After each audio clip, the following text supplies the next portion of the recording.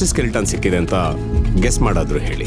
ನನ್ನ ಲೈಫಲ್ಲಿ ಒಂದೇ ಜಾಗದಲ್ಲಿ ಇಷ್ಟೊಂದು ಸ್ಕೆಲಿಟನ್ ಸಿಕ್ಕಿರೋದು ಇದೇ ಫಸ್ಟ್ ಟೈಮ್. ಅವನು ದೇವಸ್ಥಾನಕ್ಕೆ ನುಗ್ಗಿ ಉಂಡಿ ಹೊತ್ಕೊಂಡು ಹೋಗೋನಲ್ಲ, ಗರ್ಭಗುಡಿಗೆ ನುಗ್ಗಿ ದೇವ್ರನ್ನೇ ಹೊತ್ಕೊಂಡು ಹೋಗೋನು. ಊರ ಹೆಂಗಸರು ಅಟ್ಟಿ ಮುಂದೆ ನೀರು ಹಾಕಕ್ಕೆ ಹೆದರ್ತಾರೆ. ಯಾಕೆ ಗೊತ್ತಾ? ಅವನು ಬೀದಿನೆಲ್ಲ ರಕ್ತದಲ್ಲಿ ತಾರಿಸ್ಬಿಟ್ಟು ಹೋಗಿದ್ದ. ಅಷ್ಟು ದೊಡ್ಡ ಅಪರಾಧಿನ ಬಿಡಿಸೋದು ಸುಲಭ ಅಲ್ಲ.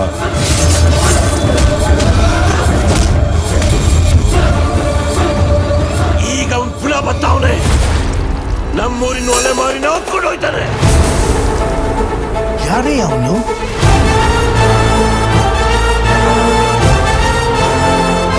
ನಮ್ಮೂರು ಭೀಮ್ನಳ್ಳಿ, ಕುಲ್ಮೇನೆ ದೇವಸ್ಥಾನ. ಕೆಲ್ಸನೇ ದ್ಯಾವ್ರ ಅನ್ಕೊಂಡಿದ್ ನನಗೆ ಆ ದ್ಯಾವ್ರ ಕೊಟ್ಟ ವರ ಏನಂದ್ರೆ 1000 ಮಚ್ಚು 100 ಕಡೆ ತಯಾರಾದ್ರು ಅದ್ರಾಗ ನಾನ್ ಮಾಡಿರೋ ಮಚ್ಚು ಯಾವುದು ಅಂತ ಗುರ್ತಿಡ್ಬಿಡ್ತಿದ್ದೆ. ಈಗ್ಲಾದ್ರೂ ಹೇಳು, ನನ್ ಕುತ್ತಿಗೆಗೆ ತಾಳಿ ಕಟ್ಟಿ ಮದ್ವೆ ಆಗ್ತ್ಯಾ ಇಲ್ಲ ನಿನ್ ಕುತ್ತಿಗೆನೋ ಕೊಚ್ಚು ಕನ್ಸ್ಬಿಡ್ಲಾ?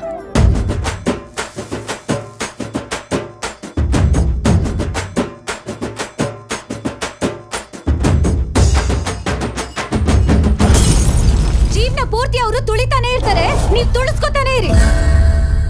ಇವರೆಲ್ಲ ಅವುಗಳಿದ್ದಂಗೆ. ಇಸ ಇಲ್ಲ ಅಂದ್ರೆ ಹಿಡಿಬೇಕು, ಇಸ ಇದ್ರೆ ಹೊಡಿಬೇಕು.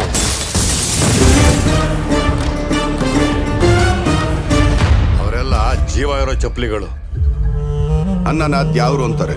ಅಂತ ದ್ಯಾವ್ರನ್ನೇ ಸೃಷ್ಟಿ ಮಾಡೋನು ರೈತ ಮಾತ್ರನೇ. ನಾವು ನಡಿಬೇಕು ಅಂದ್ರೆ ಅವರನ್ನ ತುಳಿಲೇಬೇಕು.